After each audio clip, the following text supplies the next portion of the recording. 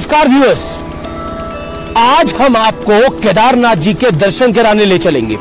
जानने और समझने की कोशिश करेंगे कि बीते 10 साल में केदारनाथ कितना बदल गया है। क्योंकि याद करिए, 10 साल पहले जो त्रासदी आई थी, जो त्राहिमाम हुआ था, हजारों लोगों की जान चली गई थी, बादल फटने के बाद किस तरह से घटनाक्रम केदारनाथ जी में बदल गया था, उसको समझने की कोशिश करेंगे, उसको बताने की कोशिश करेंगे।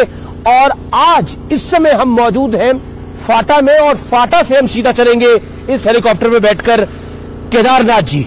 वहां पर जाके देखेंगे कि बीते 10 साल में केदारनाथ जी कितने बदल गए हैं, यानी वो धाम कितना बदल गया है, बीते 10 वर्ष में कितना काम हुआ है। ग्राउंड जीरो से उसकी सबसे सटीक जानकारी हम आपको देंगे।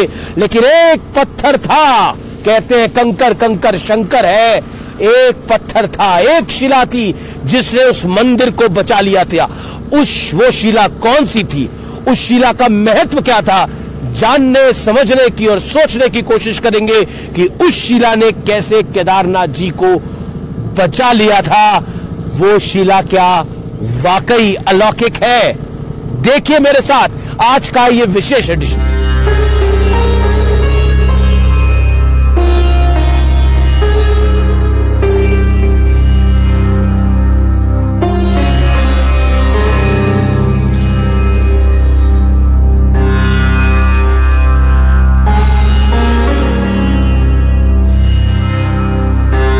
जैसा मेरा आपसे प्रॉमिस था, वादा था, जय बाबा केदारनाथ जी की, मैं आपको केदारनाथ धाम लेके आ गया हूं। और 10 साल पहले जो महात्रासदी आई थी, उसका असर इतना भयावह था कि कई लोगों की जान चली गई थी, हजारों लोगों की जान चली गई थी। लेकिन अब सरस्वती नदी और मंदाकिनी नदी के ऊपर दीवार बन गई है, यानी 3 लेयर प्रोटेक्शन हो गई है इस भव्य और दिव्य मंदिर की। अब ये धाम और भव्य और दिव्य हो गया है।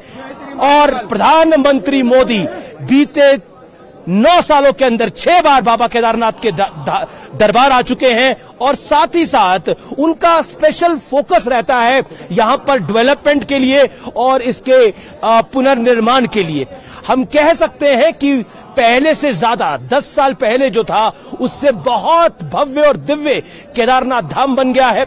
और मैं इस समय दर्शन करके आ रहा हूं। अलौकिक है, इसमें तो कोई दोहराई नहीं है। हमारे देश में तो कहा जाता है कि कंकर कंकर शंकर है, और जब भोलेनाथ के सबसे बड़े ज्योतिर्लिंग केदारनाथ में मैं खड़ा हूं, तो यही कह सकता हूं कि ये देश भोलेनाथ का है और ये देशवासी भी भोलेनाथ के हैं।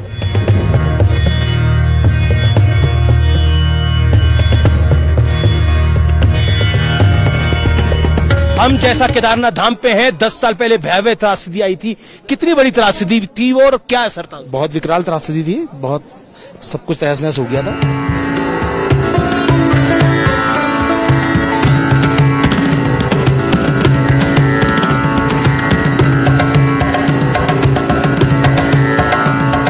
और आज हम समझने की कोशिश करेंगे कि 10 साल पहले क्या हुआ था और आज की स्थिति क्या है। और समझाने के लिए कोई और नहीं, मेरे साथ पुष्कर सिंह धामी है, मुख्यमंत्री उत्तराखंड के। धामी जी, एक सवाल, मतलब 10 साल पहले जो त्रासदी हुई और उसके बाद अब इतना दिव्य रूप इसका आ रहा है, प्रधानमंत्री का तो विशेष ध्यान रहता है पूरे देश पे एक तरफ और केदारनाथ धाम पर एक तरफ। क्या आपको लगता है कि अब ईश्वर न करे, महादेव न करे, इस तरह की त्रासदी आए, लेकिन कभी ऐसा हुआ तो पूरी तरह से सुरक्षित है बाबा का दरबार? बहुत कठिन सफर था और माननीय प्रधानमंत्री नरेंद्र मोदी जी की जो इच्छा शक्ति थी और भगवान महादेव का बाबा केदार के उनके ऊपर विशेष आशीर्वाद था, इसलिए बाबा ने अपने भक्त को ही इस परिसर के पुनर्निर्माण का अवसर प्रदान किया और वो प्रधानमंत्री देश के बने। और उनके बनने के बाद एक नया स्वरूप बाबा केदार का यहाँ पर बन गया है। पीछे मंदाकिनी जी के पूरे सुरक्षा दीवार बन गई है, आस्था पथ उधर सरस्वती जी में बन गया है, सरस्वती घाट बन गया है, ईशानेश्वर मंदिर पीछे पूरी तरह से नए स्वरूप में आ गया है। शंकराचार्य जी की समाधि वहाँ स्थापित हो गई है। ये सामने आप देख रहे हैं तीर्थ पुरोहितों के आवास बन रहे हैं, उधर हमारे चिकित्सकों के आवास बन रहे हैं, बीच में हमारा सेंट्रल जो एक रास्ता है वो बन रहा है। ये परिसर वास्तव में पूरी तरह से समाप्त हो चुका था और बाबा की कृपा से और हमारे प्रधानमंत्री नरेंद्र मोदी जी की इच्छा शक्ति से ये नए स्वरूप में पूरा नया स्वरूप ले चुका है। भव्य केदार और दिव्य केदार बन गया है जी। और इस साल के अंत तक दिसंबर माह 2023 तक हमने ये लक्ष्य लिया है कि इस पूरे परिसर का पुनर्निर्माण और नवनिर्माण का कार्य पूरा हो जाएगा। हमारी तो महादेव से प्रार्थना है कि जो आपका टारगेट है 2023 दिसंबर तक का, वो अक्टूबर तक ही पूरा हो जाए और बाबा केदार की कृपा जो है वो हिंदुस्तान पर बरसती रहे और बरकरार रहे, वो सबसे महत्वपूर्ण है। तो एक बड़ा प्लान है केदारनाथ को एक बार फिर से 10 साल पहले जहां था उससे तो स्थिति बहुत बेहतर हुई है, लेकिन और बेहतर हो। मुख्यमंत्री और प्रधानमंत्री दोनों इसके लिए बहुत काम कर रहे हैं।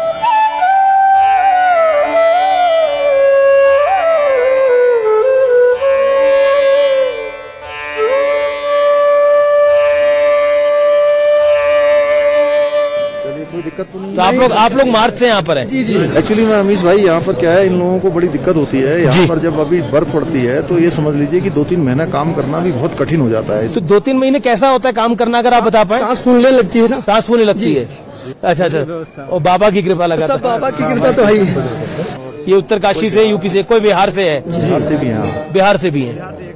तो देखिए मिनी इंडिया है और केदारनाथ के रिकंस्ट्रक्शन में इन सबको सब अपना योगदान दे रहे हैं।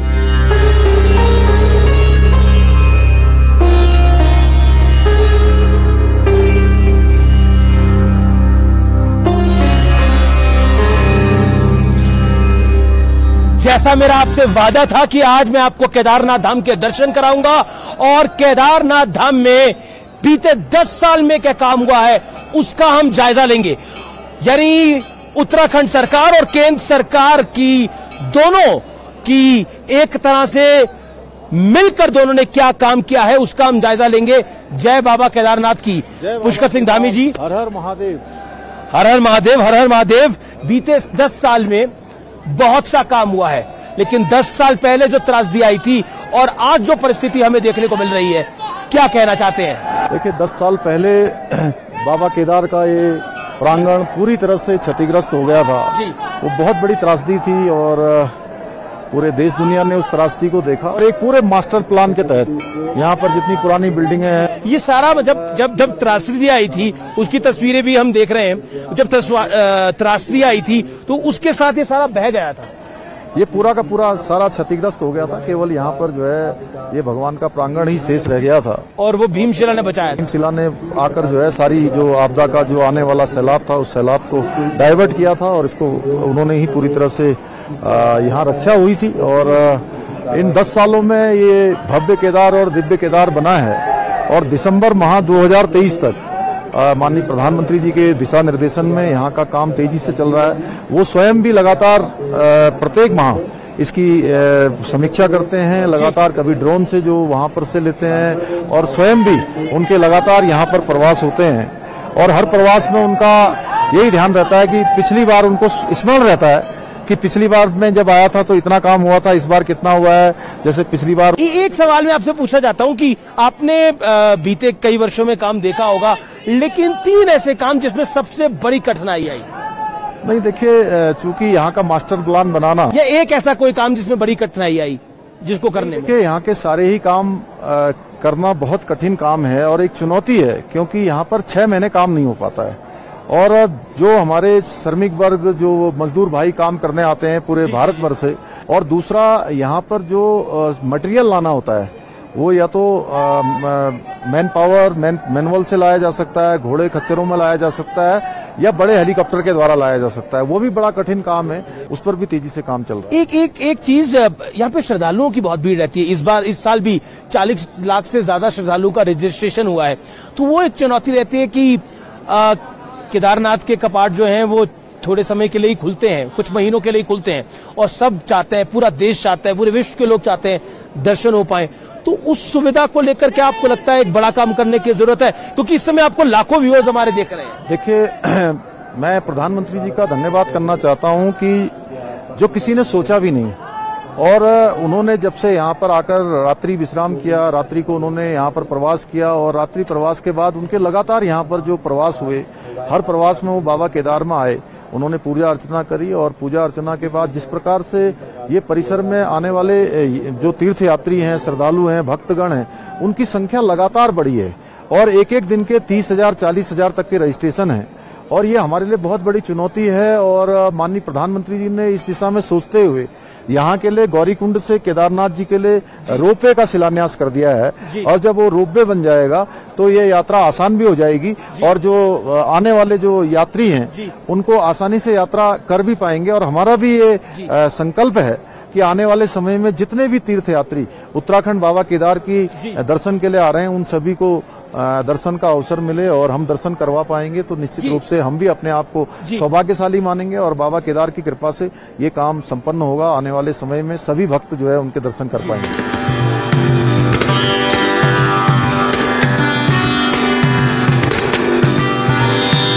एक सवाल है जो कि बहुत महत्वपूर्ण है। बद्री और केदार समिति ने फैसला किया है कि जब तक 80% आप ढके नहीं होंगे तब तक आप मंदिर में प्रवेश नहीं कर सकते। अब इसको लेके कंट्रोवर्सी भी खड़ी हो रही है, ऐसा क्यों, क्या कहना चाहते हैं इस विषय पर आप? देखिए, इस विषय पर किसी को भी कंट्रोवर्सी नहीं करनी चाहिए। हमारे देव स्थान है और देव स्थानों पर निश्चित रूप से लोग अपने को शोधित करने के लिए, अपने को प्राप्त करने के लिए, अपने को शुद्ध करने के लिए इन स्थानों पर आते हैं। तो भगवान की कृपा उन पर होती है। जो यात्रा के जो नियम है, जो हमारे आदिकाल से चले आ रहे हैं, फॉलो करना चाहिए। अब देखिए, ऐसा है कि स्वतः ही मन से लोगों को इस दिशा में आगे बढ़ना चाहिए और मैं समझता हूं कि मंदिर समिति ने जो भी निर्णय लिया होगा, लेकिन मैं भी सबसे अनुरोध करता हूं कि चूंकि यात्रा के कुछ प्रोटोकॉल हैं, कुछ इसके नियम हैं जो हमारे पूर्वजों के द्वारा बनाए गए हैं, उनका हम सभी पालन करेंगे तो हम सबको खुद भी आत्मिक शांति होगी और मन भी प्रसन्न होगा और कहीं न कहीं लगेगा कि हमने जो है कुछ न कुछ अपने में नया पाया है, कुछ पुराना जो हमारे अंदर कुछ खराबियां थी, कमियां थी, उनको छोड़ा है। बाबा इतनी कृपा कर रहे हैं, आपको अपने पास बुला रहे हैं और यहाँ पर जो भी आ रहा है वो किसी के कारण से नहीं आया, अपने कारण से भी नहीं आया है, वो बाबा की कृपा के कारण, बाबा की कृपा से आया है। और हम यही कह सकते हैं, हर हर महादेव जय बाबा केदार। हर हर महादेव जय बाबा केदार जी।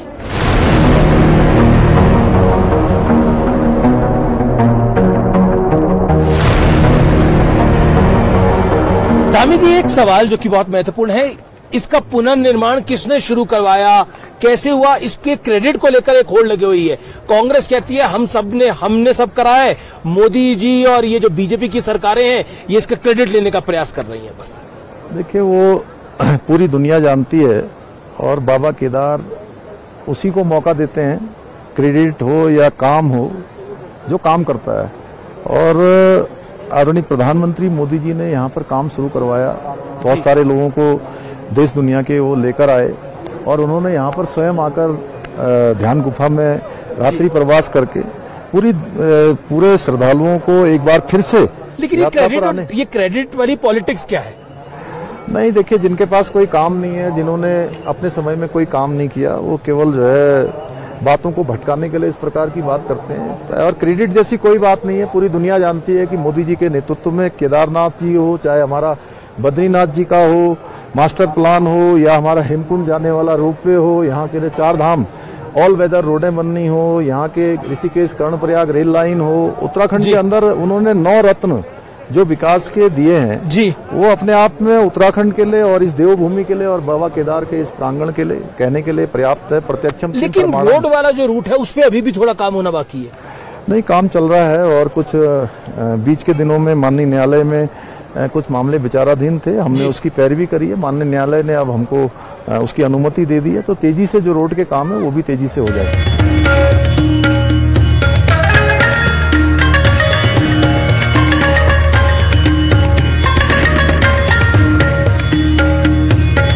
बाबा केदारनाथ के धाम हम हैं इस समय और पीछे आप मेरे देख सकते हैं पहाड़ है और उस पर बर्फ जमी हुई है और परिस्थितियां बहुत कठिन रहती है। एक कार्य जो आपको लगता है आप अगले 3 महीने में 4 महीने में केदारनाथ धाम में पूरा होता हुआ देखना चाहते हैं? नहीं, जो भी काम हमारे इस समय निर्माणाधीन है, एक कार्य कौन सा है वो? नहीं, सभी काम जैसे आप देख रहे होंगे, पीछे तीर्थ पुरोहितों के आवास बन रहे हैं, आस्था पथ बन रहे हैं और आने वाले समय में जो ध्यान केंद्र जो रास्ते पर बनाए जाने हैं, आदरणीय प्रधानमंत्री जी की इच्छा अनुसार या उनके निर्देशन में जो बनने हैं उन सभी को हम पूरा करना चाहते हैं। और दिसंबर माह तक हमारा पूरा प्रयास है कि ये संपूर्ण काम जो मास्टर प्लान बाबा केदार का बनाया गया है या बाबा बद्री विशाल का भी बनाया गया है, दोनों ही काम पूरे हो जाए। जी, आपने हमें समय दिया, हमसे बातचीत की, उसके लिए आपका बहुत बहुत अभिनंदन, बहुत बहुत धन्यवाद। जी, बहुत धन्यवाद। जय बाबा केदार, हर हर महादेव, हर हर महादेव।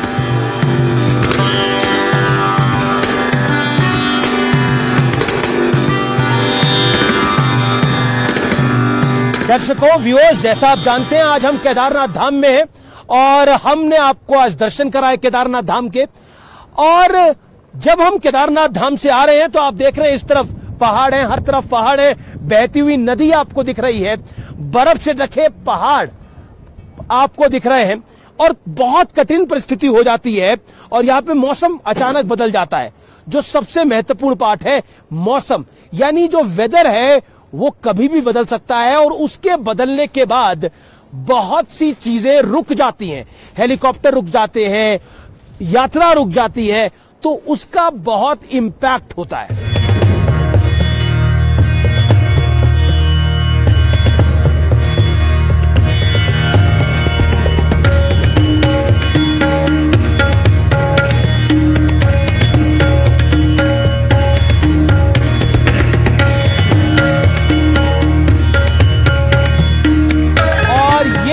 वो प्रसिद्ध भीमशिला जब 10 साल पहले महात्रासदी आई थी, जिसकी वजह से बाबा केदारनाथ का मंदिर बच गया था। कहते हैं ये शिला यहां पर आके अटक गई और इसने पानी को दो तरफ बहाव को बहा दिया, जिससे मंदिर बच गया। इसीलिए इस शिला का नाम भीमशिला कर दिया। यह है हिंदुस्तान की अद्भुत आस्था, जिस शिला ने बाबा केदारनाथ की रक्षा करी।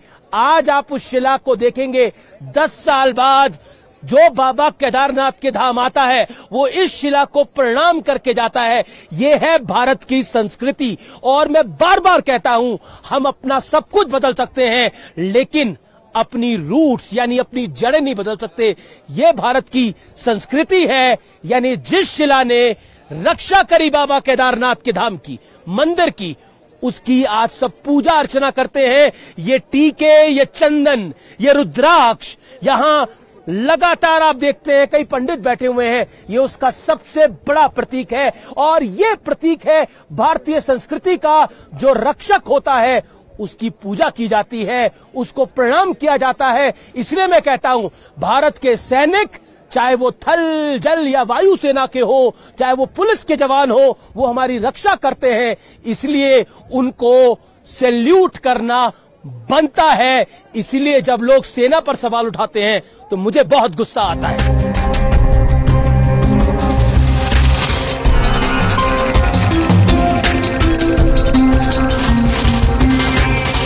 ओम नमो भगवते रुद्राय। हम मौजूद हैं आदि शंकराचार्य की समाधि पर। यह वही समाधि है जिसको कुछ महीने पहले प्रधानमंत्री मोदी ने जिसका अनुवारण करा है, और ये वही समाधि है जो खंडित हो गई थी जब बादल फटा था। आइए चलते हैं उधर।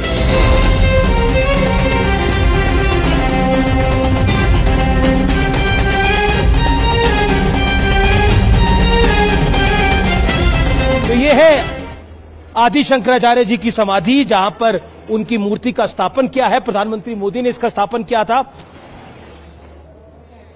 जय बाबा केदारनाथ।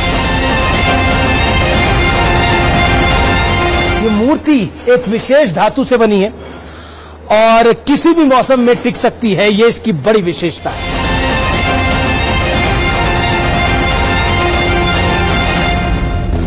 और अब हम बाबा केदारनाथ को प्रणाम करके यहां से चल दिए हैं बद्रीनाथ की ओर। कहते हैं केदारनाथ की यात्रा तब तक संपूर्ण नहीं होती जब तक बद्रीनाथ के आप दर्शन नहीं करते। हम चल दिए हैं बद्रीनाथ की तरफ।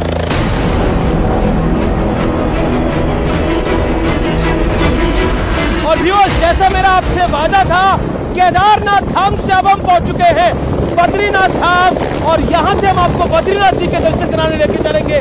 लेकिन यहां पर भी एक बड़ा प्लान है, क्योंकि यहां पर भी आसपास के इलाके को खाली कराया जा रहा है और एक बड़ा प्लान करा जा रहा है बद्रीनाथ जी में।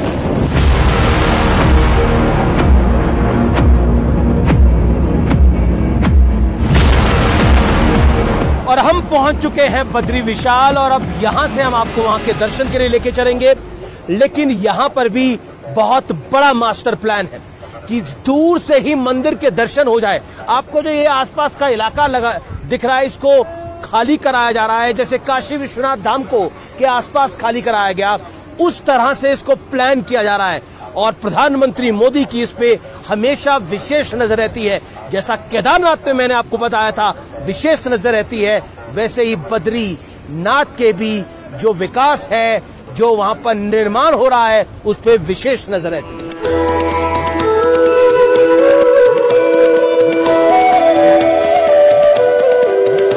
और अब हम बद्री विशाल के दर्शन करके यहां पर मौजूद हैं। जैसा मैंने आपको पहले बताया था, शुरुआत में केदारनाथ हो या बद्रीनाथ, दोनों जगह काम बहुत जोरों पर है। हालांकि आज सूरज देवता की असीम कृपा है, सूर्य की रोशनी अच्छी पड़ रही है। और साथ ही साथ मैं ये भी आपको बताना चाहता हूं कि केदारनाथ के दर्शन तब तक संपूर्ण नहीं होते जब तक आप बद्रीनाथ के दर्शन नहीं करते। तो फिलहाल आज इस खास पेशकश में इतना ही। मुझे उम्मीद है मैंने आपको केदारनाथ और बद्रीनाथ से जो ग्राउंड जीरो की रिपोर्ट दिखाई है वो आपको पसंद आई होगी। जय बद्री विशाल, जय केदारनाथ।